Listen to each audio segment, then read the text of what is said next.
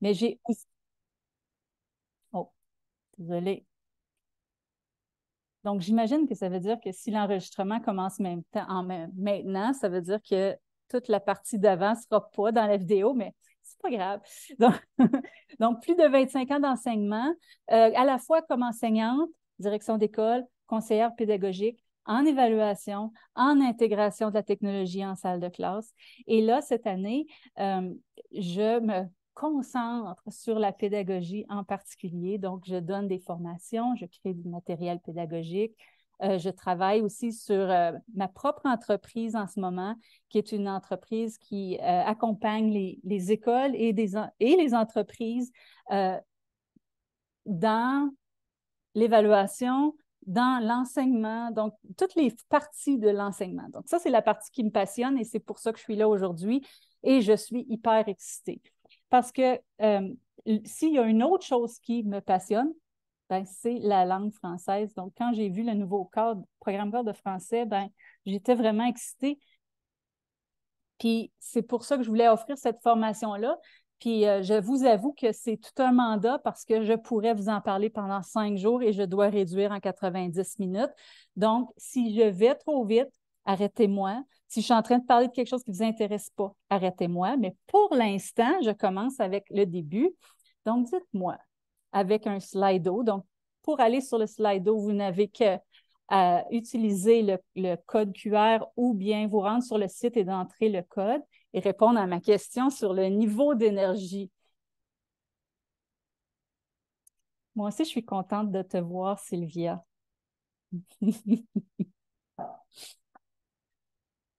Donc, ça semble être dans la moyenne. Oh, vraiment? J'ai des gens qui sont hyper excités en ce moment à 4h30, un jeudi. Ça, c'est le fun. J'espère que je ne vais pas vous drainer pendant la formation puis que ça va baisser. Non, j'espère qu'au contraire, là, ceux qui sont à 1 vont se rendre à 6, à moins que j'ai mis le mauvais code puis que le 1, c'était supposé d'être plein d'énergie, mais de toute façon, là, ça s'équilibre comme une courbe. Donc, en général, le 3, je peux comprendre qu'un jeudi à cette heure-ci, on se retrouve dans le 3. On va essayer de incapable d'y accéder. Donc, OK, Claire, pour accéder à cette présentation, pour accéder au Slido, vous pouvez soit utiliser la caméra de votre téléphone et le code QR. Sinon, c'est d'entrer dans la barre du haut, slido.com, et ensuite, il devrait y avoir un endroit où vous devez entrer le numéro code pour aller répondre à la question. Est-ce que ça vous aide? N'hésitez pas à me parler, hein, parce que je suis très auditive. Donc, il y a plus de chances que je réponde rapidement si vous me parlez. Parce que ça se peut que je ne vois pas le texte apparaître, mais je vais faire un gros, gros effort surhumain pour le. Donc, en même temps, ce petit exercice-là, c'est ma pratique justement pour les gens qui veulent s'initier au Slido. Slido, c'est vraiment une belle application, puis ça va vous permettre d'aller faire toutes sortes de choses avec vos élèves si vous voulez. C'est une application qui est gratuite et dépendant du nombre de personnes avec qui vous transigez. Donc, si dans mon cas, à moi, aujourd'hui, avec 70 personnes, j'ai payé pour l'application, mais vous, dans le cadre d'une salle de classe, ce n'est pas nécessaire. Donc, vous pouvez l'utiliser sans problème. Puis, vous voyez les résultats apparaître en simultané. Il y a toutes sortes de questions qui. Puis, en passant, je vous raconte tout ça et je n'ai aucune ristourne là, si vous inscrivez. C'est juste parce que je la trouve intéressante. Donc, excusez-moi. Donc, on est à 53 et là, je vois les gens apparaître. Donc, la raison pour laquelle j'attends pour ça, c'est que tout au long de la formation, on va s'y référer, mais une fois que vous êtes dedans, les questions vont apparaître automatiquement. Vous n'aurez pas besoin de rentrer dedans. Donc, le fait que vous ayez accédé au premier qui est peut-être, vraiment, qui est très, très important, mais peut-être pas aussi pédagogique que les autres parties, euh, ça va vous aider pendant la présentation. Donc, je continue. Et vous voyez, on a un niveau d'énergie de 50 %. Si vous voulez, pendant la présentation, retournez puis changer vos réponses à la fin, on verra. Donc, je continue. Oups, excusez-moi. Ah, ici, c'est la deuxième question que j'ai avant qu'on commence. Donc, vous êtes venu ici à la fois pour une présentation en évaluation et numéro 2, programme cadre de français. Donc, moi, j'aimerais savoir, avant qu'on commence, quelle est votre plus grande question pour moi aujourd'hui? Et je vais essayer vraiment très, très fort d'y répondre pendant la présentation. Puis si vous n'avez pas de questions, c'est pas grave. Mais si vous en avez et que vous aimeriez vraiment que j'y réponde, ben écrivez. Puis soyez pas gênés. Vous n'êtes même pas obligé de mettre votre nom. Je pense que je n'ai même pas mis le nom justement pour les gens que ça gênerait. Donc, il n'y a pas de questions qui vont être jugées non. Donc, je vais lire au fur et à mesure. Apprendre comment évaluer avec le nouveau curriculum, comment évaluer les 3 domaines en même temps dans une seule note de bulletin. Note unique, connaître le nouveau programme cadre, quelles sont les ressemblances avec l'ancien, comment évaluer la lecture, comment noter OK. Donc, je vois comment donner une note globale incluant la communication. Je vais essayer de répondre à ces questions-là, puis je vais ensuite vous expliquer vers quoi la formation, c'est le plus dirigé, mais je pense que vous allez quand même être capable, à la fin de la formation, d'avoir la réponse à ces questions-là. Et si je n'ai pas répondu d'ici la fin, je vous promets une réponse courriel juste pour vous, spécifique à la question que vous avez posée et à laquelle je n'aurais pas eu le temps de répondre dans la formation. Donc, n'hésitez pas. Donc, allez-y. Et moi, je vous donne une autre minute. Mélanie, il y a une question dans le chat. Donc, devons-nous évaluer la lecture et l'écriture en une note unique? Elle a été mise dans la boîte de clavardage? Oui, mais j'en avais mis une question, donc je ne peux plus la mettre dans Slido. Ça, c'est parfait. Je les note, puis on va pouvoir y répondre pendant la présentation. Mais la note globale, le fait d'évaluer globalement n'a pas changé. Donc, cette partie-là reste. Donc, ce qui a le plus changé dans le programme cadre de français, c'est la partie, je vais aller tout de suite, puis je reviendrai à ça. Je suis presque certaine que vous allez pouvoir retourner mettre des questions parce qu'il va rester actif. Mais si ce n'est pas le cas, vous me le dites, puis je le remettrai actif au courant de la présentation pour les autres questions. Comment évaluer les différents domaines du nouveau programme cadre? C'est bon. Savoir où me diriger, oui. C'est que c'est gros, hein? Puis c'est peut-être ça qui est le plus intimidant du nouveau programme cadre, c'est la grosseur. Je ne sais pas si vous êtes d'accord avec moi, là.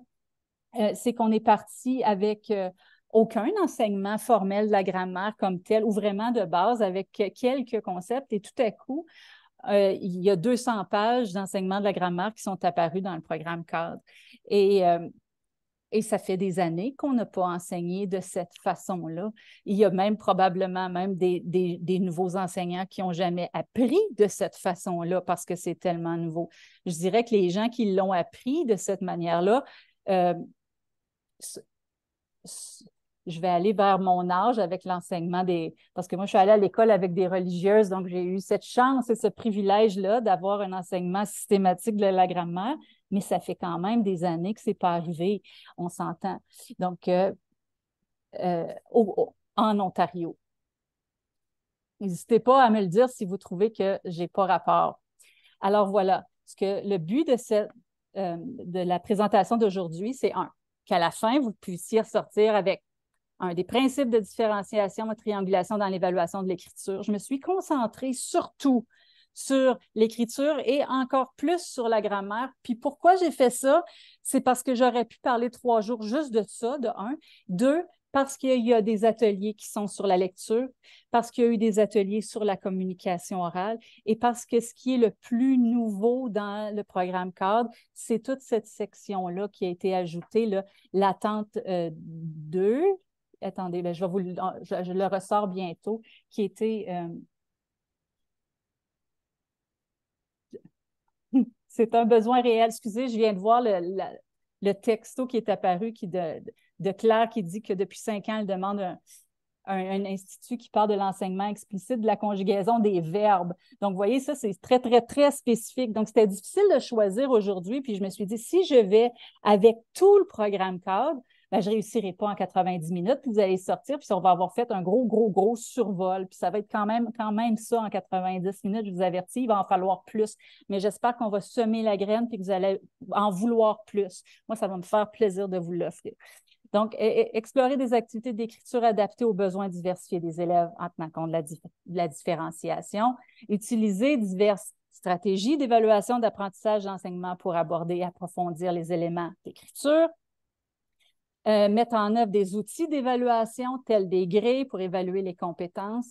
Identifier et mettre en œuvre des stratégies pour évaluer de manière équitable les élèves, y compris ceux qui ont des besoins particuliers. Donc, ça, c'était les résultats d'apprentissage pour aujourd'hui.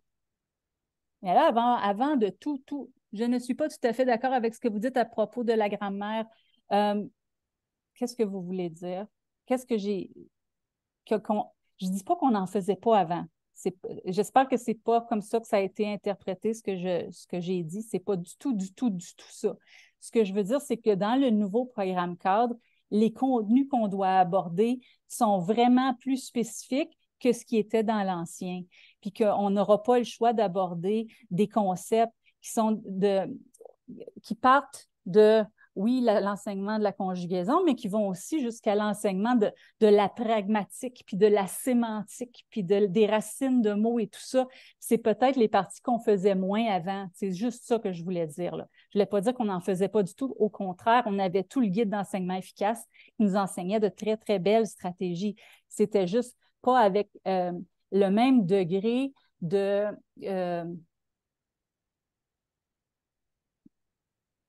contenu, je devrais dire. Je ne sais pas comment le dire autrement. Donc, j'espère que ça rassure. Puis vous avez bien fait de me le dire. N'hésitez jamais à faire ça comme ça. Donc, juste quelques rappels pour ceux qui... et puis, parce qu'il y a toutes sortes de monde, puis je ne sais jamais qui va arriver dans mes ateliers. Donc, est-ce que c'est une personne qui commence en enseignement? Est-ce que quelqu'un ça fait 25 ans? Et je veux rejoindre tout le monde. Donc, je remets le beau tableau des rappels sur l'évaluation, ce que c'est, l'évaluation au service de l'apprentissage en tant que et de l'évaluation de l'apprentissage et comment c'est séparé et qu'est-ce que c'est. Puis où est-ce que chacun des temps de l'évaluation se trouve à l'intérieur de ces temps d'apprentissage-là. Donc, l'évaluation diagnostique et l'évaluation formative qui est au service de l'apprentissage. L'évaluation formative qui se trouve aussi quand c'est l'élève qui est en tant qu'apprentissage et la sommative à la fin de l'apprentissage comme portrait de ce que l'élève a appris. Est-ce que vous avez des questions sur ce tableau? Ça va? OK. Donc, ce qui est pareil et différent, en fait, ce qui est nouveau du programme cadre ici, c'est ce qu'on disait là. Oui, ils ont ajouté l'établissement de liens et la mise en application avec la littératie. C'est vraiment écrit d'une manière spécifique. Le domaine B, qui est ce sur quoi on va se concentrer aujourd'hui, qui est les notions fondamentales de la langue, y compris des deux continuums d'apprentissage. Puis c'est peut-être là où je voulais en venir tout à l'heure, au niveau de la précision dans les continuums. On l'avait dans la grammaire nouvelle, mais on ne l'avait pas dans le cadre d'un programme cadre. Ensuite, le domaine C, compréhension, comprendre des textes et réagir, c'était là, mais ce n'était pas dans un domaine comme tel. Et même chose, rédaction, expression des idées, création de texte. Donc ça, c'est ce qui était la nouvelle structure, je devrais dire. C'était juste pas organisé de cette manière-là dans l'autre. Et qu'est-ce qu'il y a? Les ajouts, comme je vous disais tout à l'heure, l'enseignement systématique explicite des connaissances et habiletés fondamentales, notamment de la grammaire, l'enseignement de la littératie médiatique multimodale, tout simplement parce que ça avait été écrit avant le gros boom de la technologie, l'ancien programme cadre, l'enseignement des connaissances linguistiques, dont je vous parlais tout à l'heure, entre autres, la pragmatique, la sémantique et tout ça. Les pratiques pédagogiques de la communication orale. Donc, la communication était là, mais peut-être pas avec autant de précision. En tout cas, je continue. Vous voyez le tableau, vous êtes capable d'y revenir. Nous, aujourd'hui, on va se concentrer sur le domaine B, surtout l'enseignement systématique et l'enseignement des connaissances linguistiques. Bien, évidemment, on va toucher au reste en même temps. Avez-vous des questions sur ça? Est-ce que ça vous aide un peu?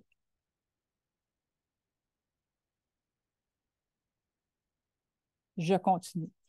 Je vous ai mis Hattie, juste parce que je ne peux pas faire une présentation sans en parler, parce que c'est à la base de tout ce qu'on fait en ce moment en Ontario.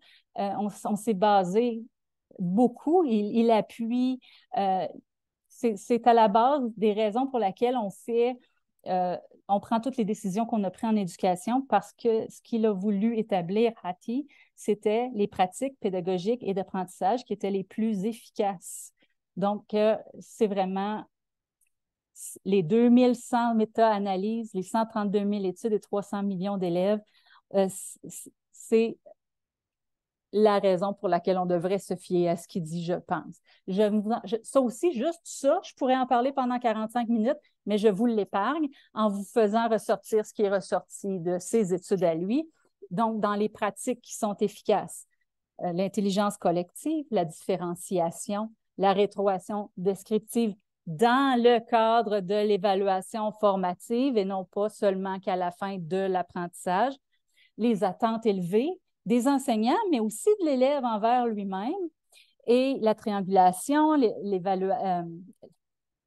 la rétroaction qui est immédiate, donc les mots-clés qui ressortent en gros des études de Hattie et de ce qui compte.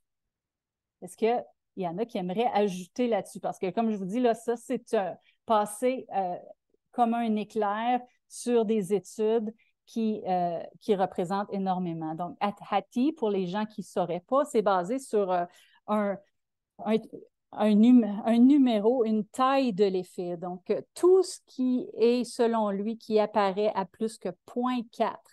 0,4 étant le seuil, l'effet de l'année scolaire. Donc, tout ce qui est supérieur ou égal à 0,4 serait efficace pour l'apprentissage d'un élève. Ce qui est en bas serait soit pas efficace ou même nuirait à l'élève. Donc, c'est là-dessus qu'il s'était basé dans ses études. Alors, les pratiques qu'il a établies et les pratiques qu'on a utilisées, par exemple, dans le faire croître et dans toutes les politiques de nos conseils scolaires, mais aussi dans ma prochaine diapo qui se trouve ici, la planification à rebours, ou encore dans celle-ci, qui est encore plus qu'on appelait auparavant l'Inukshuk et qu'on a renouvelé et retravaillé. En passant, si vous regardez cette diapo-là, ainsi que plusieurs autres diapos dans la présentation et que vous cliquez dessus, vous allez vous apercevoir qu'il y a plusieurs références à évaluer, différencier, réussir, qui est une superbe ressource qui a été créée par le Centre Franco avec plein d'outils qui sont clés en main pour vous. Donc, si vous n'avez jamais été voir cette ressource-là, ce site-là du Conseil, ça en vaut vraiment la peine. On parle de chacune des étapes de ce cycle-là, mais on parle aussi, il y a des vidéos, et il y a des activités. J'en ai mis plusieurs dans la présentation pour pas que vous ayez même à chercher. Et ça se trouve dans le AV aussi, de tous les conseils scolaires. Donc, cet outil-là de référence, je vous le mets parce qu'on ne peut pas parler d'évaluation sans parler de ça ici. Est-ce qu'il y en a ici qui n'avaient jamais vu ça?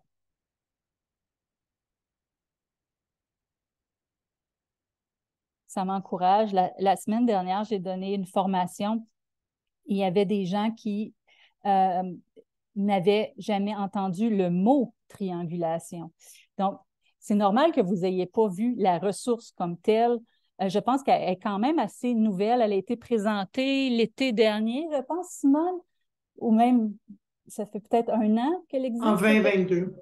Oui, c'est ça. Donc, c'est une nouvelle ressource du centre et ça vaut vraiment la peine que vous ayez jeté un coup d'œil, même si c'était juste pour ça la présentation d'aujourd'hui, pour que vous soyez conscient que ça existe puis que c'est un outil disponible. Il y a des outils clés en main pour chacune des étapes du parcours qui est là. Donc, ça vaut vraiment la peine. Alors, je repasse à travers les éléments, mais en même temps, ce que je vais vous demander, comme petit exercice prochain, qui est dans mon Slido, justement, je voudrais savoir, et là, soyez très, très, très honnête, lesquelles de ces pratiques-là qui sont nommées ici, vous faites d'une manière systématique dans vos salles de classe, dans votre école ou peu importe. Et là, vous pouvez cocher plus qu'une réponse, évidemment, ici. Il n'y a pas de mauvaise réponse ou de bonne réponse, c'est juste pour avoir une idée. Comme ça, si je m'aperçois, par exemple, qu'il n'y a personne ici qui utilise de manière systématique la triangulation, bien, peut-être que c'est un besoin ou peut-être qu'au contraire, il y a quelque chose que nous, on n'a pas compris. Donc, au niveau de l'évaluation, dans ça, lesquels est-ce que vous pratiquez d'une manière systématique? Lesquels non? Et ensuite, on pourra voir si on veut comprendre le pourquoi. Et merci pour votre honnêteté. N'hésitez pas à parler, hein, parce que je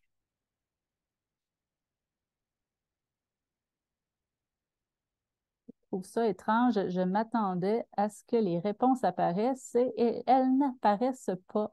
Et pourtant, je vois que 27 personnes, 28 même, ont répondu. OK. Je vais voir. Je vous ferai un petit compte-rendu à la fin de cette réponse-là. Inquiétez-vous pas. Je vais aller voir mon formulaire, voir qu'est-ce qui s'est passé avec ça. Est-ce qu'il y en a qui voudraient se lancer et me dire qu'est-ce qu'ils font facilement et qu'est-ce qu'ils ne font pas autant, soit parce qu'ils n'y croient pas, ou soit parce qu'ils trouvent ça compliqué, ou soit parce qu'ils ne savent pas, ils n'ont pas le temps, ou allez-y, n'ayez pas peur, on l'essaie. Qui va se lancer? Que veut dire OAP? Ça veut dire objectif d'apprentissage personnel. Donc, c'est la section en vert dans la diapo, juste avant la diapo 13. Vous allez voir, il y a une section en vert qui s'appelle Objectif d'apprentissage personnel. Et c'est la partie où est-ce que l'élève, après son apprentissage ou avant son apprentissage, peu importe, ça peut être en début d'année, ça peut être pendant l'apprentissage, ça peut être n'importe quand, se donne un défi ou prend une décision envers son apprentissage. Simpson. Allô, c'est Nathalie. J'ai pensé, mais je voyais juste Simpson et je n'avais pas de photo. Donc, oui. Moi, je l'ai fait pas mal tout, mais celui que j'ai plus de difficultés à mettre en place, c'est l'évaluation par les pairs. Mm-hmm. Je, ouais, je trouve ça plus difficile à le valider, si tu veux, ou à rendre ça plus authentique, mettons, à faire certain que c'est bien évalué. Puis je ne sais pas si c'est parce que mes, euh, mes RA puis mes critères sont pas assez détaillés peut-être, mais ouais, fait que ça serait l'évaluation par les pairs que j'ai plus de difficultés. Ça se peut que ce soit à cause des résultats d'apprentissage et des critères, c'est possible. C'est aussi possible que ça prend beaucoup de maturité, hein? Donc ils doivent en faire beaucoup pour développer cette habileté-là. Il doit y avoir beaucoup de modelage de fait aussi pour que ça devienne une pratique qui est vraiment efficace. Est-ce qu'il y en a qui aimeraient ajouter là-dessus, réagir? Ce n'est pas obligé d'être juste moi. Mais je suis d'accord avec toi que c'est pas évident parce que souvent, on a l'impression que c'est fait puis qu'on ne s'en servira pas nécessairement de la manière qu'on aurait voulu s'en servir pour une raison X ou Y, Z. Par contre, je vous dirais, abandonnez pas parce que cette partie, tout au long de notre vie, on prend des décisions comme celle-là. On évalue notre travail, on évalue celui des autres et ça vaut la peine de travailler pour développer cette habileté-là chez nos élèves. Et c'est souvent par le modelage, les exemples, le pense, parle, partage qui va faire une différence à ce niveau-là. Et prendre aussi le temps, nous, de se placer dans une position vulnérable où est-ce qu'on va faire des erreurs, puis on va se laisser évaluer. Et dans tout ce que ça peut représenter, c'est là où on va grandir. Puis souvent, on le fait, je dirais, de le faire dans le cadre d'une auto-évaluation aussi pour qu'ils puissent comparer les deux. Et souvent, l'auto-évaluation, les élèves sont plus sévères. En tout cas, il y a des élèves qui sont vraiment plus sévères envers eux-mêmes, puis il y en a d'autres qui ne le sont pas assez, mais c'est important de voir les deux pour qu'on puisse vraiment amener l'élève à développer cette habileté-là. Et si vous allez voir, une des activités qui est proposée plus bas, je ne sais plus comment l'appeler parce qu'elle a différents noms. Elle est nommée ici soit mur d'excellence ou mur de progression.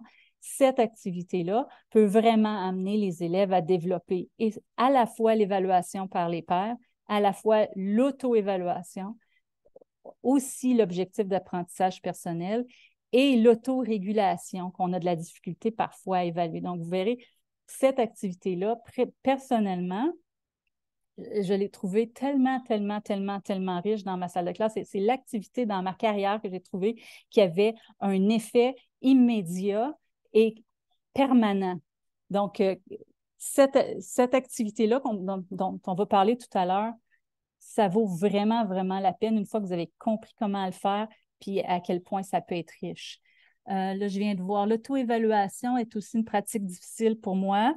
C'est exactement, soit les élèves sont trop complaisants ou soit ils sont trop sévères. Exactement, c'est un ou l'autre. Et la difficulté à faire la triangulation, je passe beaucoup de temps à penser à mes critères reliés aux résultats d'apprentissage. Avez-vous des stratégies? Donc, moi, je vous lance la question à tout le monde. Ce que je vais dire pendant que les gens sont en train de penser à une réponse, c'est que je vous dirais, c'est un investissement. Puis au départ, quand on fait les premières co-constructions de critères avec nos élèves, c'est long, mais plus on en fait, moins ça prend de temps. Parce que les élèves prennent le tour, nous, on prend le tour, et c'est vraiment un investissement. Le temps que vous perdez, entre guillemets, à faire ça, vous le gagnez ailleurs parce que les élèves connaissent leur cible. J'ai-tu manqué des questions? Ah, le rêve, oui, c'est le rêve d'un prof que les élèves se fixent des objectifs personnels. Je ne sais pas si vous avez remarqué aussi qu'il y a des différences générationnelles. Moi, j'aimerais bien que mes fils se donnent des objectifs d'apprentissage personnel. Parfois, ils ne les donnent pas nécessairement avec la même énergie ou même le même niveau de difficulté que ceux que moi, je me donnais au même âge. Mais ça, c'est une parenthèse. OK, je continue. Oups. Ah, les voilà mes réponses de tout à l'heure. Excusez, j'avais oublié de peser sur le bouton. Donc, vous voyez que les gens font beaucoup, beaucoup de différenciation qui donnent de la rétroaction. C'est encourageant, beaucoup de triangulation. Les critères, et vous voyez, ça va en diminuant et c'est absolument, absolument, absolument normal. Je ne suis pas étonnée de ces réponses-là. Je pense que si j'avais eu à y répondre, ça serait peut-être aller dans cet ordre-là. Puis c'est dommage parce que toute notre vie, nous, c'est ça qu'on se fait. À tous les jours, on se donne des objectifs d'apprentissage personnel ou des objectifs points. On se dit aujourd'hui, dans ma journée, je planifie de faire ça et je veux y arriver pour faire ça. Mais cette habileté-là, elle n'est pas apprise par osmose. Donc, il faut vraiment la développer chez les enfants. Puis souvent, en commençant petit, avec des petits objectifs, ils le développent. Là, excusez-moi. Et là, Simone, n'hésite pas à m'interrompre si j'oublie des questions ou si je vois s'il me manque des messages dans la boîte. OK. Ça va bien. Donc, et si vous voulez des astuces tout à l'heure pour y arriver, comme je vous dis, le mur de progression peut toucher à peu près à tout ça. Et c'est pour ça que ça vaut la peine. On ne peut pas le faire pour toutes les activités, évidemment, mais en le faisant pour une ou deux ou trois, puis différents temps dans l'année ou même pour différentes matières, ça crée un ancrage chez nos élèves. Et même chez le prof, je vous dirais. Et là, je vous ai remis pourquoi un résultat d'apprentissage. Je vous ai mis en même temps ici, là, encore une fois, si vous cliquez, ça vous amène au site de différencier réussir du conseil. Là. Fait que je vous les ai mis. Et quand vous élaborez un résultat d'apprentissage, ce sont les éléments qui devraient entrer en compte. Et là, je vous dis, j'ai pris une décision difficile. Je passe rapidement sur le parcours parce que je veux parler français. Mais si vous me dites plus tard que vous aimeriez en entendre parler, écrivez-le pour qu'on sache que c'est un besoin pour vous. On se fixe des objectifs pour les conférences dirigées avec les parents, c'est vrai. Oui, c'est vrai, c'est difficile à gérer. C'est comment faire un retour sur les objectifs personnels afin d'évaluer la réussite, oui. Euh, on se donne tout plein d'objectifs. On s'en donne à tous les jours. Des fois, c'est juste que même pour le menu du souper, puis à quelle heure on va se coucher, puis quand est-ce qu'on va aller s'entraîner. Donc, on s'en donne des objectifs, pas toujours d'apprentissage, mais on se donne certainement des objectifs, puis c'est une habileté qui doit être développée. Et là, je vous donne ma citation préférée dans le monde. Si vous êtes déjà venu à une formation, je pense que je l'utilise tout le temps. Peut-être pas tout le temps, mais pas loin. Parce que pourquoi on veut des résultats d'apprentissage? Pensez à Alice au pays des merveilles. Et ici, dans l'image, c'est Alice qui rencontre le chat et qui dit « Voudriez-vous me dire, s'il vous plaît, par où je dois m'en aller d'ici? » Et le chat qui répond « Cela dépend beaucoup de l'endroit où tu veux aller. » « Peu importe l'endroit, répond Alice. En ce cas, peu importe la route que tu prendras. » Et la leçon de tout ça, c'est si on ne sait pas où est-ce qu'on s'en va, peu importe la route qu'on va prendre, ça ne dérange pas, mais ça veut aussi dire qu'on n'arrivera peut-être pas ou on va arriver, mais ça va être à n'importe quel endroit, pas à celui qu'on s'est donné comme but, parce qu'on n'avait pas de but. Et si on n'a pas de but, comment les élèves sont supposés d'y arriver s'ils ne voient pas la cible qu'on a lancée? Et avec tout ça, cette histoire de cible-là qui va avec nos critères aussi, et là, je vous donne la citation qui vient par la suite, qui est « Les élèves peuvent atteindre n'importe quelle cible qu'ils peuvent voir et qui reste immobile pour eux. » Donc, d'où l'importance d'avoir un résultat qu'on sait qu'on veut atteindre et les critères pour pouvoir y arriver. Donc, si vous avez juste 2 pratiques, il faut que ce soit celle-là en premier. Parce que sinon, vous ne pouvez pas vous rendre nulle part. Si vous ne savez pas où vous allez, si vos élèves ne savent pas où ils vont, ils ne pourront pas arriver. Ou pas avec clarté et pas avec confiance et ils ne pourront pas avoir d'attente élevée parce qu'ils n'ont pas la maîtrise de où est-ce qu'ils s'en vont. Est-ce qu'il y en a qui ont des commentaires à ce sujet? Je continue. Alors, cette fameuse citation-là, qui je pense a fait le tour du monde, qui est pour faire une sélection équitable, chacun doit être soumis au même examen. S'il vous plaît, grimpez dans cet arbre. Et vous savez ce que... Oui, Naomi. Oui, allô. Concernant là, les résultats d'apprentissage et les critères de réussite, je sais qu'il faut qu'on les bâtisse avec les élèves, mais est-ce qu'il existe à quelque part une bande qui peut nous donner déjà une idée de qu'est-ce qu'on veut cibler puis qu'est-ce qu'on veut emmener à l'élève? Je ne sais pas si ça existe à quelque part, cette ressource-là. Là, je suis une nouvelle enseignante, donc c'est comme tout un petit peu du nouveau, là, les RA, les critères et tout, là. Donc ça, je voulais savoir pour m'aider à les faire avec les élèves par la suite. C'est un excellent point. Je ne sais pas s'il y a une banque qui existe. Et ce que je te dirais, c'est oui, il faut le co-construire avec les élèves. Mais parfois, ça se peut que ça soit toi aussi, tu sais. Donc, il y a des fois où tu vas tout le faire avec les élèves. Puis oui, il y en a des plein de ressources, mais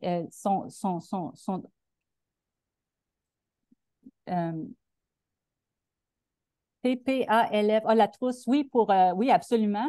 Mais il y en a OK. plein de ressources qui en parlent partout. C'est juste qu'ils ne sont peut-être pas réunis dans un où est-ce qu'on parle de critères nécessairement, mais ça se bâtirait bien en groupe, ça, facilement. Et ce que je te dirais, fais-les pour un travail, puis bâti là-dessus.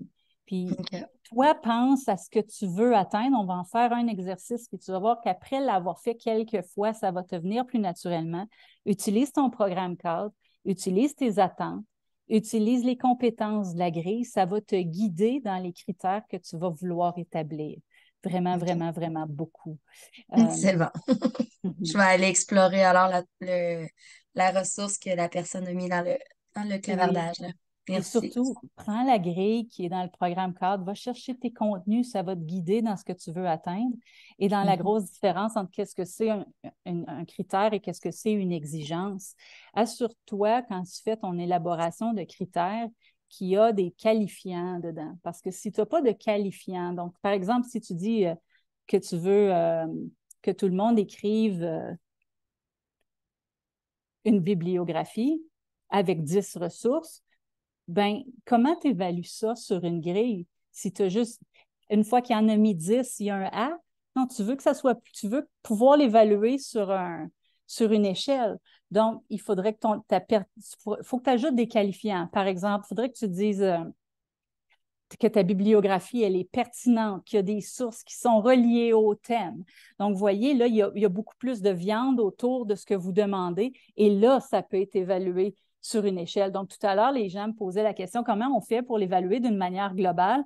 Mais pour évaluer d'une manière globale, ça te prend des critères et donc, ça te prend des qualifiants. Donc, il faut que ça soit la clarté que tu veux, la pertinence, l'exactitude. Par exemple, c'est très, très, très important de les ajouter, ces termes-là, pour pouvoir aller évaluer sur une échelle qui est dans une grille. Sinon, c'est des nombres, puis là, on ne pourra pas mettre ça dans une grille parce que ça va être, il n'y a pas de critères de qualité dedans, c'est juste des exigences. Est-ce que vous me suivez dans ça? Oui, je comprends. Merci. Un instant, je continue. Oups!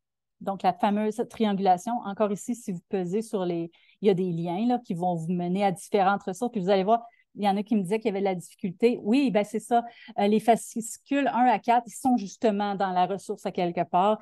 Si vous cliquez, là, je ne me rappelle plus où j'ai mis les liens, mais c'est définitivement dans la présentation.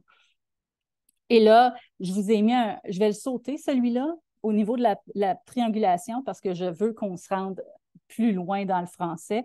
Donc, je vais sauter, mais on y reviendra. Je vous ai mis des belles ressources, je pense. J'ai ajouté même au fascicule sur la triangulation, si vous regardez on va voir la prochaine. Ici, c'est le comment on peut faire dans une classe qui est nombreuse. Comment est-ce qu'on pourrait faire simplement la triangulation? Je vous ai mis quelques petites idées.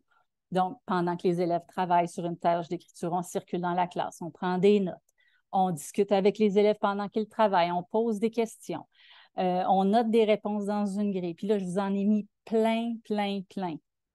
Les produits des travaux. Prenez des notes, par contre, parce que le plus grand danger de tout ça, c'est on observe. Absolument. Il n'y a pas une enseignante ici ou un enseignant qui n'observe pas. Le danger, c'est qu'ils ne prennent pas toujours. L'idée d'observer, par contre, c'est qu'il faut que ça soit écrit quelque part parce que notre jugement professionnel doit être appuyé par des preuves. Donc, c'est important que ça soit dans des grilles. Je vous en ai donné quelques idées. Ce n'est pas obligé d'être complexe, mais ça doit être pris en note parce que notre jugement professionnel doit être appuyé par des preuves. Je vous ai donné des exemples de différenciation. Donc, ça ici, là, la prochaine diapo, c'est la même qui se retrouve dans le fascicule sur les preuves d'apprentissage. Et j'en ai ajouté d'autres. J'ai ajouté d'autres exemples de stratégies d'évaluation, d'autres exemples de preuves qui pourraient se retrouver là pour vous donner des idées de comment on peut faire cette fameuse triangulation. Est-ce qu'il y en a qui ont des questions jusqu'à ce présent là-dessus? Oui, la livre Évaluation de Anne Davies donne plein d'exemples. D'ailleurs, c'est une des ressources qui est en fin de la présentation. Je vous ai mis plein de livres, de liens, de ressources. Et oui, absolument, si vous avez le livre Évaluation de Anne Davies, il y a plein, plein de stratégies dedans. D'ailleurs, c'est de là que c'est tiré. Et même chose pour le mur de progression en passant. Ce n'est pas l'invention de Mélanie Courtemanche, ça vient vraiment de Anne Davies et de Sandra Earps, tout ça.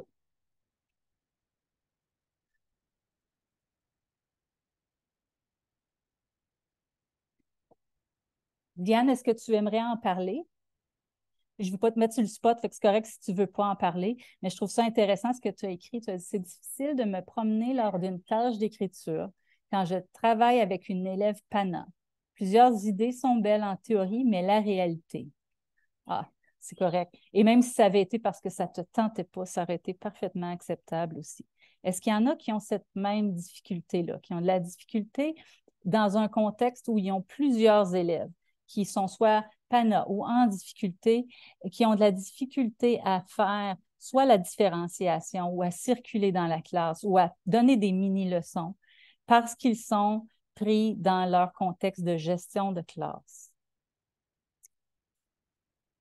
Exact, oui, hein, surtout avec 13 élèves sur 23 qui ont un PEI, je te lève mon chapeau. Tu es pratiquement dans une école multi-âge dans ta classe. Un petit peu comme dans les anciennes écoles de rang où est-ce qu'on avait tous les niveaux dans notre salle de classe. C'était un peu ça qui sort. Puis oui, puis je pense que, là, peut-être que je me trompe, mais je dirais que depuis la pandémie, ces écarts-là se sont élargis encore plus. Alors, c'est une réalité qui est encore plus présente.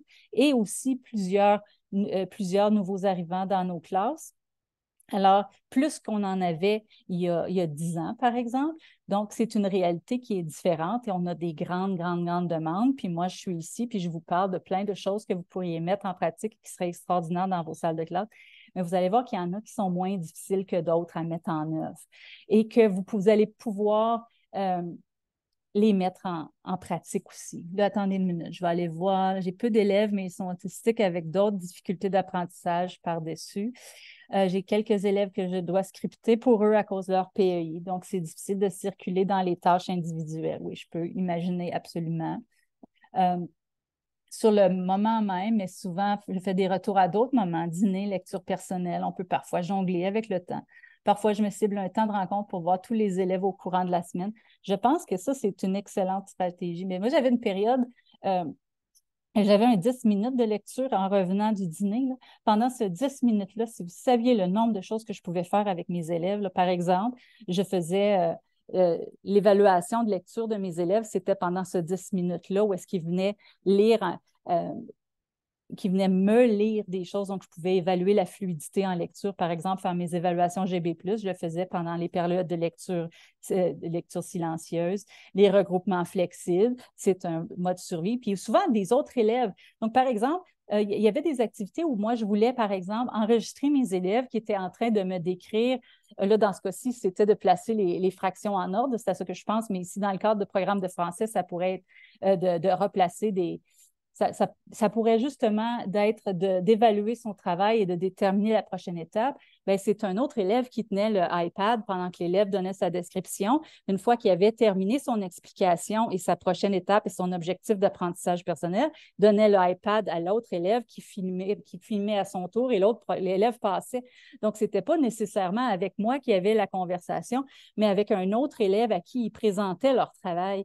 Et c'est comme ça que je me rendais à faire des conversations justement avec mon mur de progression de tout à l'heure. Je suis en rotation, donc le manque de temps durant mon temps d'enseignement. Oui, absolument. Puis on ne peut pas tout faire. Hein? Puis ce que je vous donne, oui, c'est des belles pratiques. Ça ne veut pas dire que vous pouvez les faire à tous les jours, mais ça pourrait être quelque chose que vous vous donnez comme mandat de faire une fois par semaine, par exemple. Donc, donnez-vous un objectif d'apprentissage à vous pour arriver à faire des choses que vous trouvez intéressantes dans ce que je vous ai présenté. Et là, en voilà, là. Je vous parle de mon mur de progression depuis tout à l'heure ou de mon mur d'excellence. Je vous l'ai mis ici. Puis si vous cliquez dessus, vous allez pouvoir le voir en plus gros. C'est seulement qu'un exemple. Où puis-je trouver les copies types? Oh mon Dieu, les vieilles copies types. Cindy, est-ce que c'est de ça que tu parles? Les copies types là, de 2006? Je ne sais plus s'ils sont encore en ligne. Oui, la triangulation est devenue ça. Dans le cadre virtuel, oui, toi, Sylvie, ton école au complet est virtuelle, donc tu n'as pas le choix. Vraiment, vraiment pas. Mais le mur, là, ici, là, ça, c'est un mur, il s'appelle mur de progression, mur de qualité, mur de ce que vous voulez. Moi, je l'appelle un mur magique. Ce mur-là, il se construit avec les élèves. Et l'important dans ce mur, c'est qu'il y ait plus que 4 niveaux. Parce que vous ne voulez pas, ce qu'Anne Davis disait toujours, c'était vous ne voulez pas qu'un élève s'identifie à un niveau parce qu'à partir du moment où il s'identifie à un niveau, genre moi je suis un 3, il n'apprend plus. Donc, dans votre mur, il vous faut au moins 5 niveaux, 6 niveaux. L'idéal, c'est d'en avoir 12. Et avec mon école, on avait fait le tour du gymnase une fois en partant de la maternelle et se rendant jusqu'en 6e année avec des échantillons décrits comme ça. Où est-ce que justement, après ça, c'est que la classe éclate et tout à coup, les élèves ne s'identifient pas à leur année d'études ni à un niveau de compétence, mais ils s'identifient à où est-ce qu'ils sont rendus dans cette échelle-là, qu'est-ce qu'ils ont, où est-ce qu'ils se placent leur texte, pour quelles raisons, en fonction de quelle force, en fonction de quel défi. Et là, vous pouvez le faire à l'ordinateur, vous pouvez vous pouvez utiliser les échantillons des textes de l'année dernière.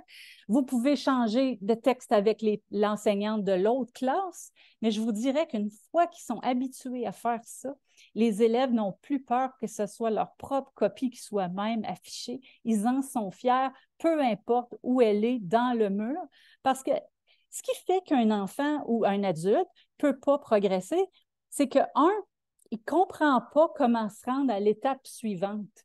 Mais s'il y a un mur de progression comme celui-là, puis il peut dire, moi, madame, je me situe au niveau 5 parce que moi, j'en ai mis, regarde, des figures de style dans ma phrase, mais je pourrais aller plus loin parce que dans mon texte, là, il pourrait y avoir plus d'interaction.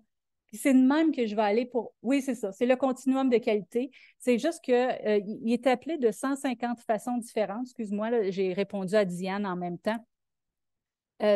Donc là, vous le voyez en image, c'est exactement ça. Donc, vous prenez les échantillons des élèves. Il y a différentes manières de le faire. Vous pourriez en prendre un qui est construit comme ça, puis faire ressortir les forces. Vous pourriez prendre un échantillon d'élèves et faire sortir quelles sont, la première fois, là, c'est long. Là. Attendez-vous pas à ce que ça ne prenne pas de temps, c'est long. Là. Donc, vous faites ressortir les forces, les défis, puis ensuite, vous pouvez le demander, il va où ce texte-là? Puis vous pouvez construire votre échelle. Mais éventuellement, la magie de ça, c'est que l'élève prend son propre texte. Il dit, madame, moi, je suis au niveau 5 pour ces raisons-là. Puis là, tu lui demandes, puis comment tu vas te rendre au niveau 6? Bien, je vais aller faire ça. Puis là, tu lui dis, bien, vas-y, fais-le maintenant dans ce texte-là, pas dans le prochain, dans lui. Parce que si on veut qu'il fasse un transfert dans le prochain, il faut d'abord qu'il soit capable de faire le transfert dans le texte et le travail qu'il est en train de faire maintenant. Donc, c'est pour ça que le commentaire, la description, la rétroaction descriptive en fin d'unité, c'est moins utile parce que c'est trop loin. Il faut qu'il soit capable de le faire dans l'activité qu'il y a là. Et là, je vous donne une stratégie que moi, j'utilisais, par exemple, quand je faisais le récit. Mes élèves, ils publiaient un livre à chaque année qui était déposé à la Bibliothèque nationale. Alors, pour construire ce livre-là, ils prenaient leur préécriture. Et là, je leur coupais un petit cahier, là, tu sais, les petits cahiers d'écriture, je les coupais en 3, puis là, j'en distribuais à chaque élève. La première page, c'était la situation initiale. Ils écrivaient juste la phrase qu'ils avaient mis dans leur plan. La deuxième page, c'était l'événement perturbateur. Troisième page, et ainsi de suite. Et là, ils bâtissaient un paragraphe. Ils apprenaient tout de suite comment faire une phrase d'abord, puis ensuite un paragraphe. Fait que ton mur de progression, il n'est pas obligé d'être sur toute l'autobiographie, sur tout un texte argumentatif. Il pourrait être sur un des paragraphes de justement ce texte argumentatif-là. Donc, le premier, il le construit, on fait le mur de progression, ils s'auto-évaluent, vont améliorer leur deuxième paragraphe, puis c'est le troisième paragraphe qui est évalué. Donc, vous voyez, vous n'avez pas eu besoin de faire 3 textes argumentatifs pour faire ça. Parce que le but, c'est de vraiment qu'ils maîtrisent un format de texte, mais des éléments, on peut les décortiquer. On n'est pas obligé de tout voir en même temps. Donc, ce mur-là, vraiment, quand je vous dis magique, les élèves se sont améliorés d'une manière exponentielle. Vous devriez voir les livres qu'ils ont produits. Donc, s'il y a une stratégie que vous pouvez mettre en place, là, je vous dirais, ça, là, c'est génial et c'est facile à faire. Et puis maintenant que ChatGPT existe, là, vous pouvez lui demander de vous aider à le bâtir.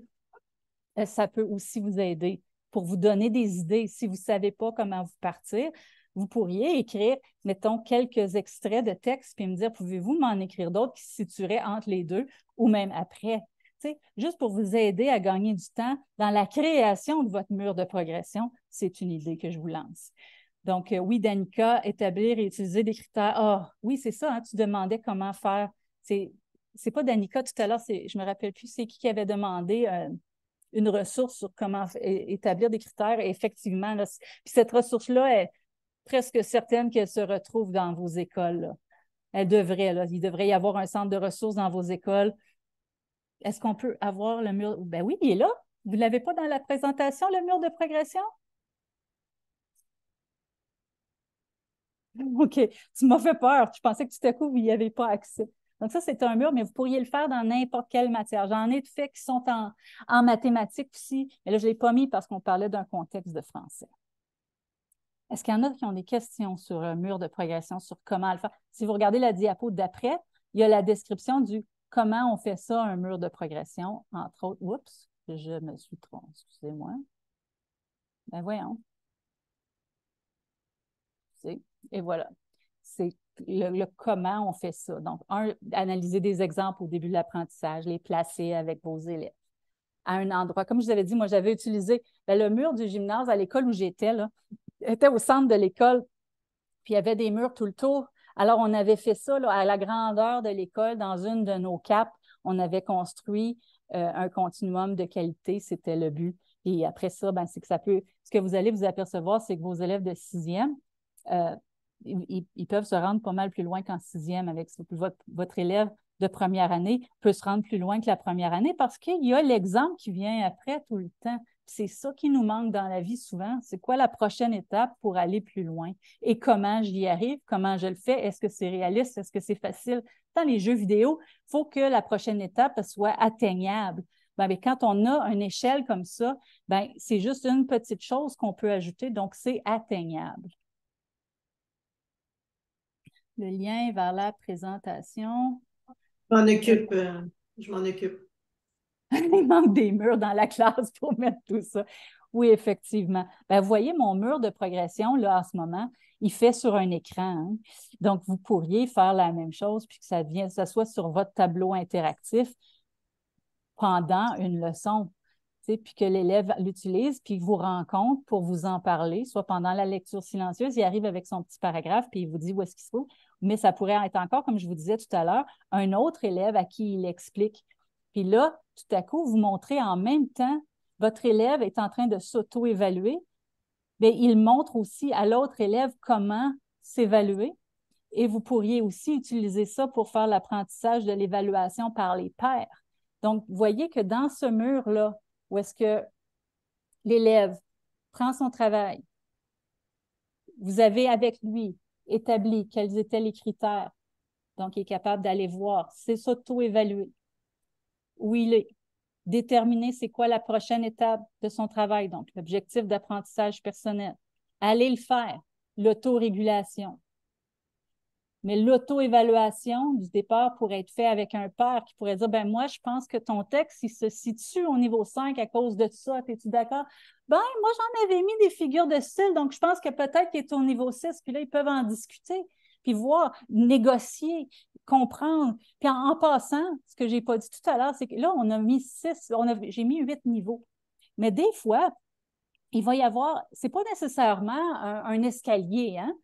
Donc, il pourrait y avoir, mettons, le niveau 4 et 5 pourrait, dans le fond, être à égalité, mais pas pour les mêmes raisons. Donc, ça, c'est à vous de décider ça. Donc, par exemple, le niveau 4, ça pourrait être parce que ses conventions linguistiques, puis sa structure de texte est extraordinaire. Par contre, c'est vraiment, vraiment ennuyant pour mourir, alors que l'autre à côté, il écrit tout croche. Son texte est tout désorganisé, mais il est vraiment créatif. Donc, vous voyez, ce n'est pas nécessairement toujours une échelle qui monte comme ça. Des fois, il va en avoir deux qui sont un peu comme dans les copies types. Tu peux avoir deux élèves qui sont au niveau 2, mais pas pour les mêmes raisons. Il y en a qui vont avoir plus fort au niveau de la mise en application, mais moins fort au niveau des habiletés de la pensée. Mais c'est le même. C'est à vous de déterminer ce qui est le plus important ou non. Est-ce que vous avez des questions à ce sujet-là? Quelles sont vos pensées? Qu'est-ce que vous pensez de tout ça?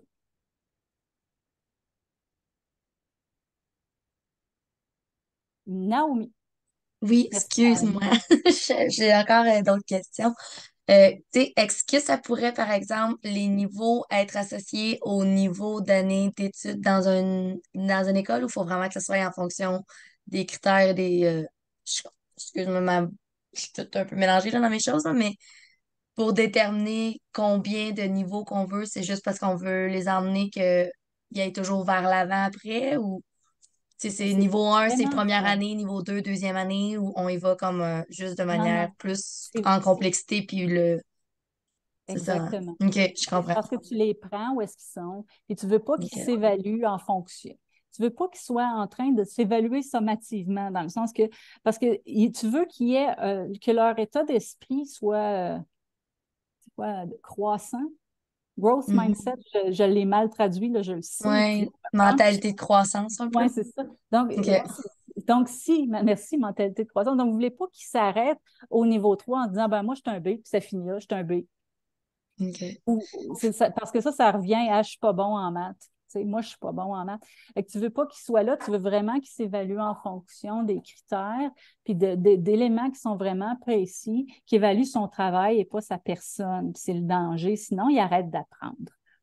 Fait que dans le fond, les 4 premiers niveaux, ce serait au moins un minimum pour aller rejoindre les 4. C'est comme critères un peu les qu'on voit dans nos grilles d'évaluation. Puis ensuite, on en ajoute pour aller ceux qui vont Même pas. dépasser un peu. Même Même pas? pas. Non, non, c'est OK. ça. C'est ça qu'il ne faut pas que tu fasses. Puis c'est OK. correct, là, C'est bon. sois pas gêné. Je suis sûre que tu n'es pas la seule à se poser cette question-là.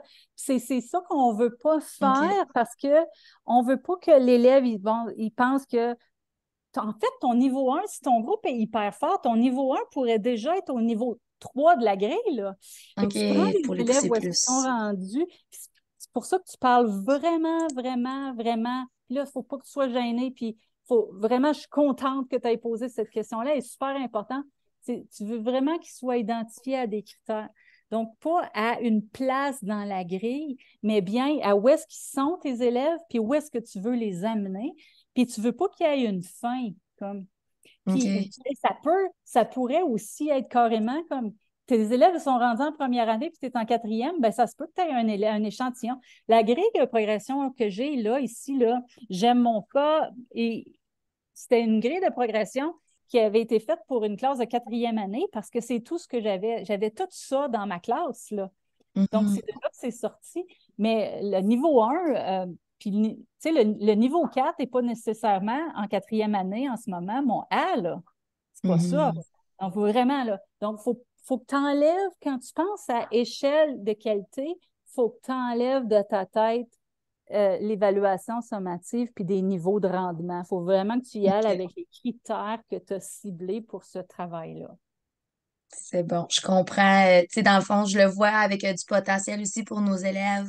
Pas, je veux pas dire Ouais, à haut potentiel, mais tu sais, comme dans le sens où ils stagneront pas seulement, on va pouvoir les pousser comme tu as mentionné, là, que s'ils sont en ouais. première année, mais qu'ils sont capables d'aller chercher des niveaux plus avancés, ben on les restreint pas non plus dans leur tu sais, dans leur évolution à eux. Là. Je vois le. C'est juste la première fois que j'en entendais parler. Fait que merci pour les précisions.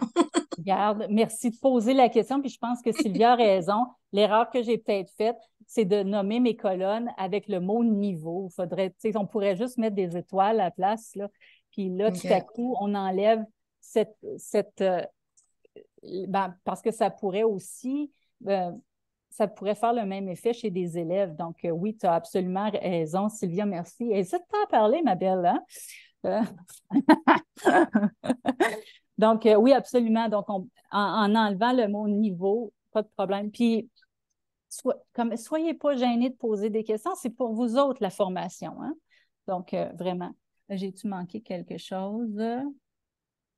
Désolée, j'ai une laryngite. Dans le fond, on veut inclure tous les niveaux de nos élèves, c'est ça, incluant les PEI, ciblés plus haut pour permettre à nos forts de continuer de progresser. Néanmoins, pour les élèves, les enseignants, exemple, si tu enseignes en 5e année rendu à l'évaluation pour l'enseignant, comment ciblons-nous nos niveaux sur la grille avec autant de niveaux? Excellente question. Ben, tes niveaux sur la grille avec autant de niveaux sont en fonction de tes critères d'évaluation et de ce que tu avais ciblé dans ta grille pour l'évaluation. Parce qu'ici, moi, j'ai juste mis 2 forces, un défi. Là.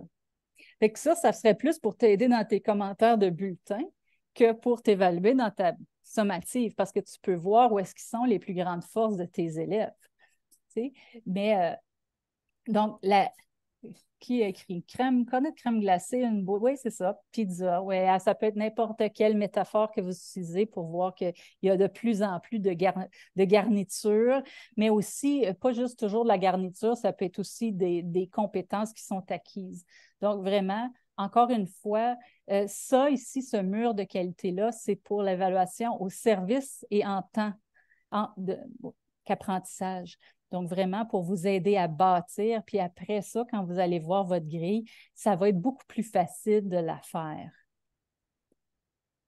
Je continue. Est-ce qu'il y a des commentaires, des questions? Naomi, merci de poser des questions. ça ne sera jamais de trop ou de pas assez ou de pas correct.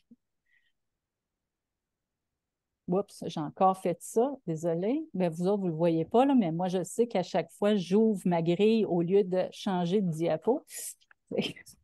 Excusez. OK, donc je passe à la prochaine. Vous voyez, ici, j'ai mis aussi une grille d'observation très simple qu'on peut utiliser pour un groupe classe au complet. Puis on peut se promener, soit on l'a sur notre tablette, soit on l'a sur un iPad, mais ça peut aussi être carrément sur une bonne vieille feuille de papier pour qu'on puisse noter ce que nos élèves maîtrisent, ce qu'ils font toujours, ce qu'ils font avec aide, ce qu'ils ne font pas encore. Cette activité-là nous permet de... Et celle-là, elle est simple, mais c'est à vous de choisir ce que vous allez mettre là-dedans. Et ça aussi, ça va vous aider à la fin pour faire votre grille, pour utiliser votre grille sommative du programme cadre. Est-ce qu'il y a des questions sur cette grille? Non. Puis vraiment, c'est juste un exemple. Puis pour répondre à la question de tout à l'heure de Naomi, pour la construire, ce que j'ai fait carrément, j'ai ouvert le programme cadre et je suis allée faire ressortir les contenus qu'il y avait pour cette année d'études-là. Je suis allée faire ressortir les compétences qu'il y avait dans la grille et je me suis posé comme question jusqu'où je veux que mes élèves se rendent pour ce travail-là que j'avais en tête. Mais ça aurait pu être pour plusieurs travaux parce que, comme vous voyez ici, ben c'est dans le cadre de l'écriture. Donc, l'écriture, ça peut être un conte, mais ça aurait pu être un paragraphe, ça aurait pu être une phrase à structure répétée, ça peut être n'importe quoi. On peut réutiliser la même grille plusieurs fois. Puis au départ, il ne le fait peut-être pas encore, mais éventuellement, ça peut changer, puis que tout à coup, et non seulement il ne le fait plus encore, mais il le fait toujours. Donc ça peut être vivant, là. Je continue. Je vous en ai mis plein d'exemples juste pour que vous puissiez ressortir d'ici avec des outils qui sont facilement applicables en salle de classe. Est-ce que je me rends là? Attendez une minute. 4h35. 5h35. Désolée. Alors non, je vais sauter cette activité-là. On la refera une autre fois. C'est un caout sur la rétroaction et c'était vraiment pour vous donner, pour aller chercher le comment donner de la rétroaction descriptive. Mais avant de faire ça, puis si j'ai le temps à la fin, on en fera, je vous ai quand même mis comment est-ce qu'on peut faire ça. Donc, pour que la rétroaction descriptive fonctionne. Donc, vous voyez, la diapo d'avant, c'était Hattie, encore mon personnage préféré, qui disait que si la rétroaction est donnée juste à la fin de l'unité, puis que l'élève n'a aucune possibilité de revoir ce même travail-là et de le resoumettre, alors ça ne sert à rien. Bien, c'est pas que ça ne sert à rien, c'est pas vrai. Je ne devrais pas dire que ça ne sert à rien, mais ça veut dire que ça n'aura pas, définitivement pas le même impact que si l'élève peut reprendre son travail, le revoir et le resoumettre. Donc, c'est là que ça a tout son impact. Donc, je vais faire attention avec mes mots parce qu'il y a des élèves, peu importe ce qu'on va faire, ça va toujours être utile puis ça va toujours fonctionner. Et il y a d'autres élèves que ça ne sera pas le cas. Bien, ces élèves-là, ici, ont besoin de pouvoir reprendre le travail et de le retravailler. Et je me rappelle qu'un prof à l'université m'avait permis de faire ça une fois et ça a changé ma vie et ma perspective de l'évaluation. C'est l'année où j'avais appris l'anglais. J'avais 19 ans, j'ai appris l'anglais à 19 ans dans l'armée. Puis quand je suis arrivée, je pensais que j'étais parfaitement bilingue et j'ai pris un cours de littérature avec des anglophones.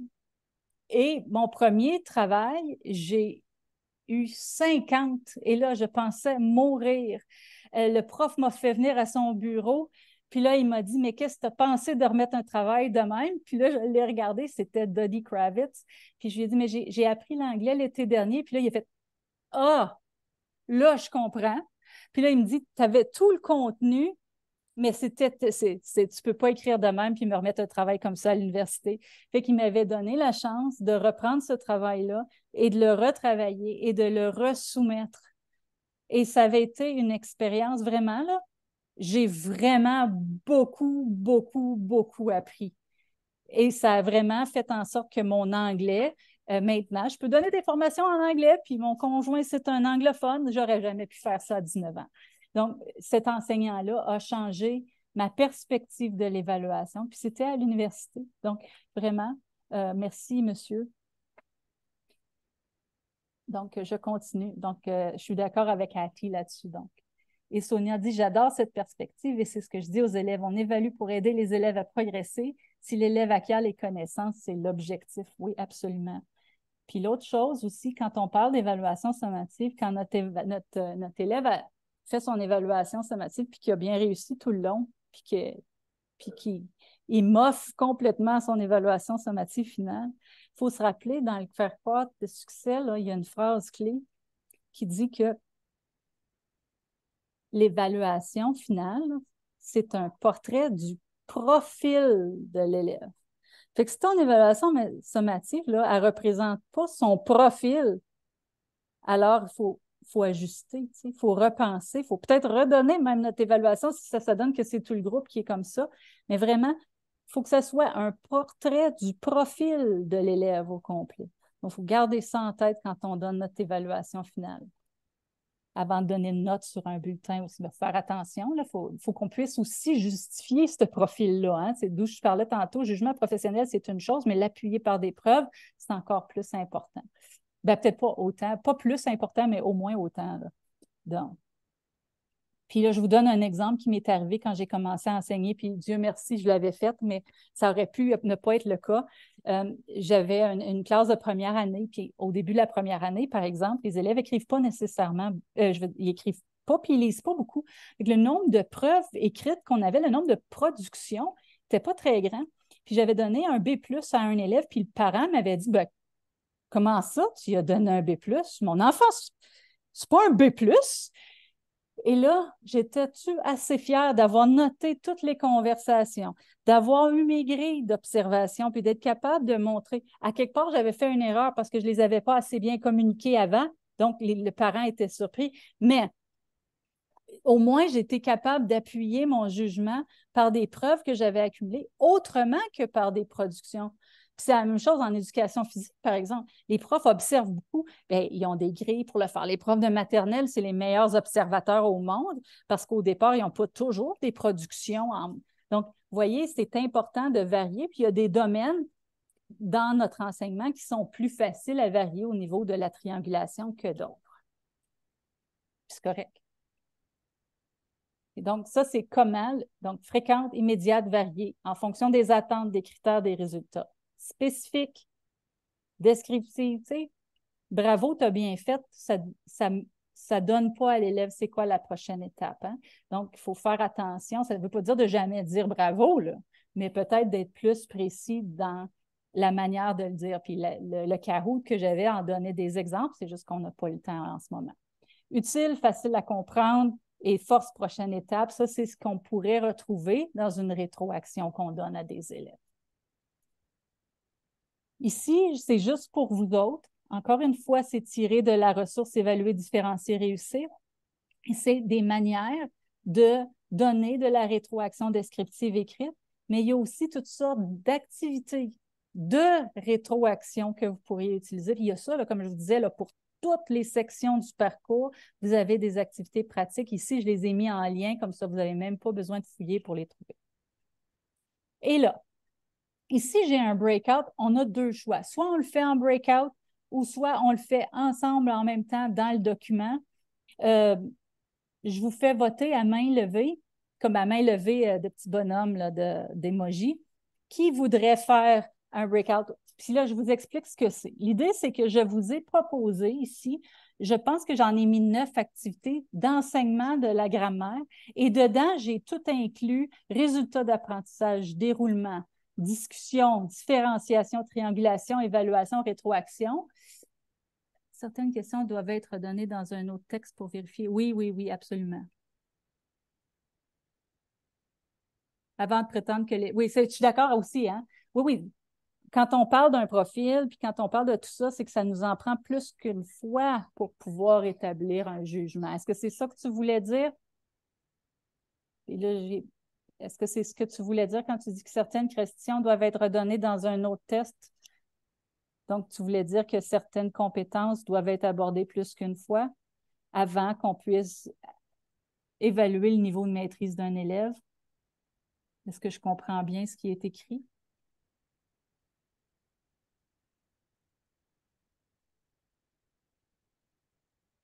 Sur une période supérieure à 6 semaines. D'accord, absolument. C'est ça, c'est le principe des CAP, ça, c'est le principe du parcours d'apprentissage. OK, donc, ce que je vous disais ici, c'est que j'ai mis 9 activités différentes. J'ai essayé d'être créative.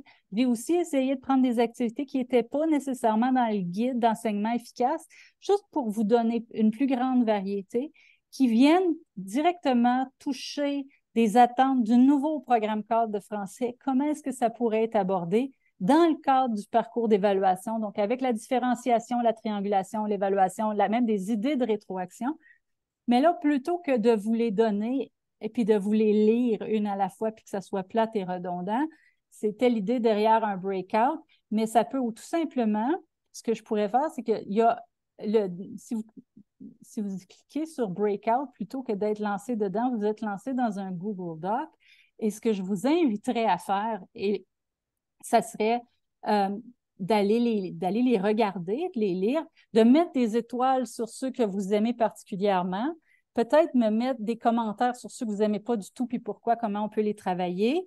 Et aussi, je veux qu'on les regarde ensemble, puis si on a le temps d'en créer une autre, ben on pourra en faire une qui est l'activité 10. Mais sinon, je vais vous donner quelque chose, un peu de viande du comment on enseigne la grammaire, entre autres, les nouveaux concepts de grammaire qui sont présentés dans notre programme cadre, comment est-ce qu'on peut le faire en suivant les nouvelles pratiques qui sont proposées dans le programme cadre. Il reste 15 minutes, donc je vous laisse aller explorer là-dessus. Puis, qui veut le faire en breakout, qui veut juste le faire comme ça? Breakout, levez la main. Donc, pas de breakout. Donc, allez travailler dans le document. Et l'idée du breakout, ça aurait été que vous auriez pu en parler. Ah, Marcel, est-ce que c'est parce que toi, tu aurais aimé ça? L'idée du breakout, c'est que vous auriez pu vous en parler puis les regarder ensemble. C'est pour ça que je l'avais pensé comme ça. Mais sinon, c'est pas grave. OK. Oui, j'écoute. Non, j'avais levé la main pour l'idée du breakout. Oui, hein? Désolée, Ça va. la majorité l'a emporté ici, mais c'est pas grave. N'hésitez pas à me parler pendant que vous le faites. Mais là, je vais me taire puis je vais vous laisser lire.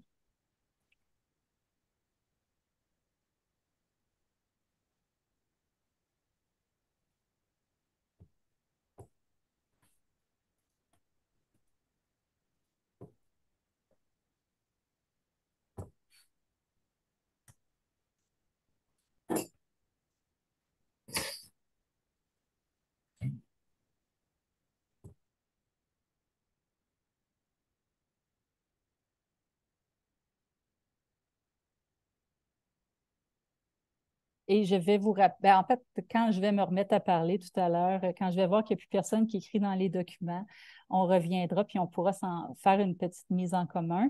Et aussi,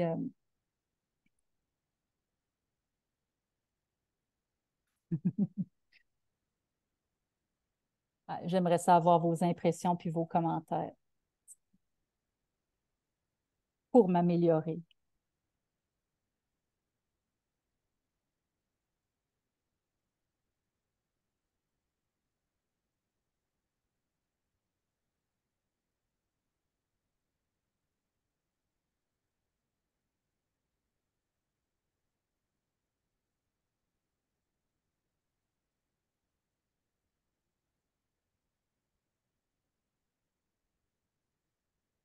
Ah oui, en passant, c'est ce que j'ai oublié de vous dire, c'est que ce que j'ai essayé de faire ici, c'est de prendre des activités qui pouvaient s'adapter à tous les niveaux parce que je ne savais pas qui se retrouverait ici si j'aurais plus d'enseignants qui étaient en 9e année ou en première année.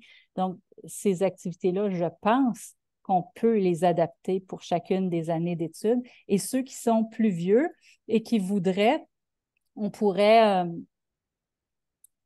se rendre à la fin, entre autres, l'activité 9, définitivement, de la manière dont elle a été développée et peut-être plus pour des plus vieux, mais elle pourrait s'adapter à des plus jeunes. Il faudrait juste la retravailler.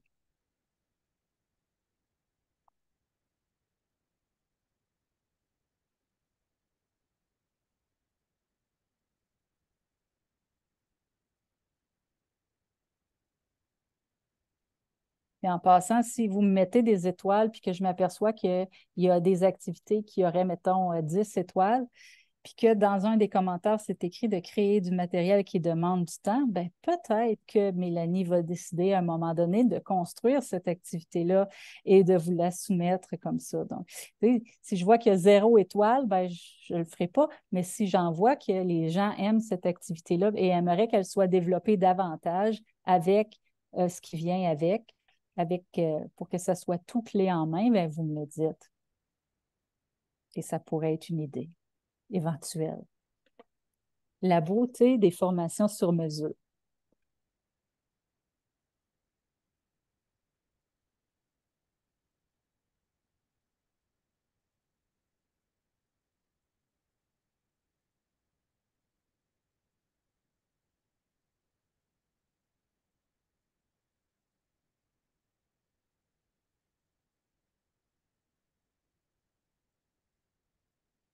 Excusez-moi.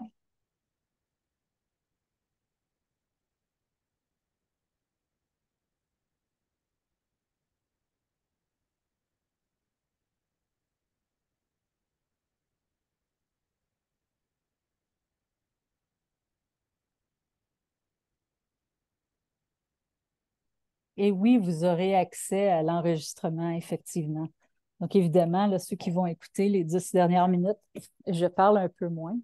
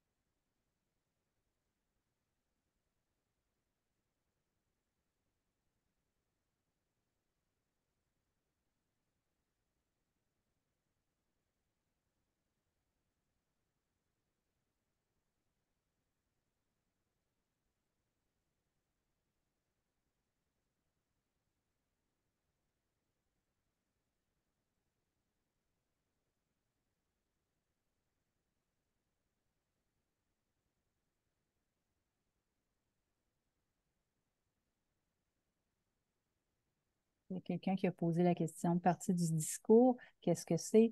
C'est, par exemple, est-ce que c'est un déterminant? Est-ce que c'est un adjectif qualifiant? Est-ce que c'est un adjectif euh, interrogatif ou numéral? Est-ce que c'est un nom? Est-ce que c'est un verbe? Est-ce que c'est ça les parties du discours, entre autres? Et oui, il y en a. Merci, Marcel.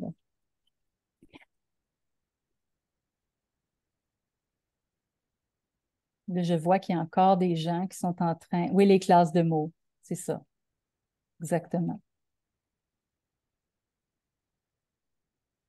Vous pouvez le changer dans le document si vous voulez.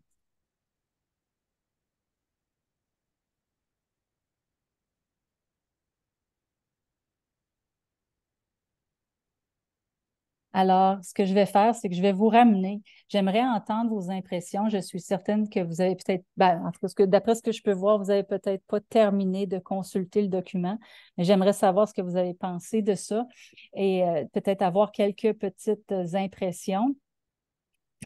Voyons, grammatique. J'ai vraiment essayé d'être un peu créative, d'aller en chercher de toutes les sortes. Comme je vous ai dit, j'ai essayé d'aller avec un petit peu de... pas parce que je les trouve pas bonnes, les activités du guide d'enseignement efficace. Au contraire, elles sont excellentes. C'est juste parce que j'essayais de vous en trouver d'autres qui pouvaient aller compléter ou alimenter ou vous donner d'autres idées. Parce que, en fait, arrêtez pas de faire des dictées zéro faute et de négocier avec vos élèves. C'est une excellente stratégie. Je ne sais pas si vous la connaissez toute, cette stratégie-là. Si vous ne la connaissez pas, allez la mettre dans l'activité 10, puis je vais vous la définir pour l'ajouter. Des choses comme ça. Donc, si vous avez des idées de choses qu'on pourrait ajouter à cette formation-là pour la rendre encore plus riche, n'hésitez pas. Des impressions. Comme je vous dis, j'aurais pu en parler pendant 3 jours. Quelle est la place de la grammaire nouvelle? Ben, c'est la grammaire nouvelle, Sylvia.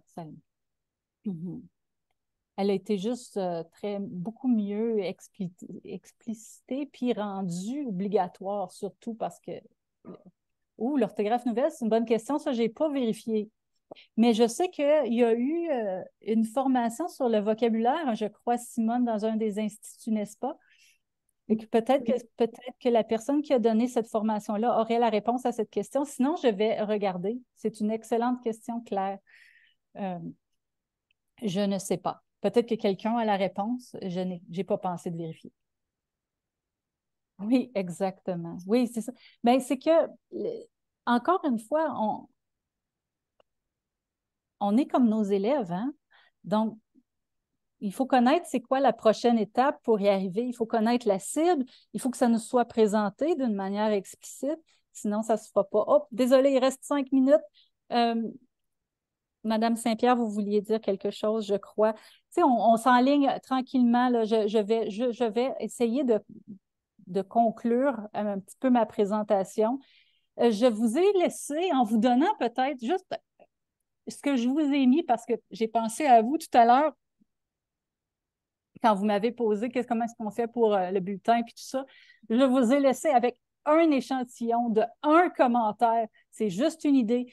Parce que maintenant, dans l'ajout du faire croître le succès, parce qu'il y a l'ajout du programme cadre, mais il y a l'ajout du faire croître, on a donné des indications supplémentaires pour les commentaires de bulletin. Alors, je vous en ai donné un échantillon qui regrouperait tous les éléments qui sont demandés dans le faire croître. C'est juste un petit cadeau qui a été ajouté à cette formation-là au niveau de l'évaluation de l'apprentissage. Et on aurait encore pu parler juste de ça aussi.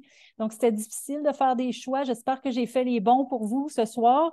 Et sinon, écrivez-moi ce qui vous manque pour qu'on puisse en faire d'autres pour vous. C'est ça. Aujourd'hui, mon but, c'était de semer une graine pour que vous ayez le goût d'en savoir plus, d'en apprendre plus, d'en faire plus, de faire autrement. Vous faites déjà... Tu sais, n'allez pas penser que je suis en train de vous dire que vous ne faites pas bien les choses. Au contraire, c'est juste... Puis c'est pas de tout changer, c'est peut-être d'ajouter une chose à votre pratique, le changer, le modifier, peut-être le mur de progression, tout simplement. Et voilà, si j'ai réussi ça, ben j'ai accompli. Et merci. Merci beaucoup. On est encore 67 personnes en ligne. C'est quand même très bon ce jeudi soir, un peu enneigé pour ceux qui sont dans la région de Gatineau, en tout cas. Donc, je vous demande de bien vouloir. Je veux remercier Madame Mélanie Courtemanche d'avoir offert cette excellente formation. Si vous voulez vous inscrire aux instituts d'automne, il est encore temps. Puis, n'oubliez pas de compléter le sondage de satisfaction. Merci et bonne soirée. Je remets juste par curiosité le sondage du départ. Est-ce que j'ai crevé les gens ou est-ce que vous avez encore dans le niveau d'énergie de 1 à 5 pour ceux que ça tente? Là. Vous n'êtes pas obligé de le faire. Mais merci beaucoup pour aujourd'hui. Personnellement, moi, j'ai encore plus d'énergie que quand je suis arrivée. Donc, merci pour tout. Vous êtes un super groupe et j'en reviens pas que vous soyez restés jusqu'aux dernières minutes.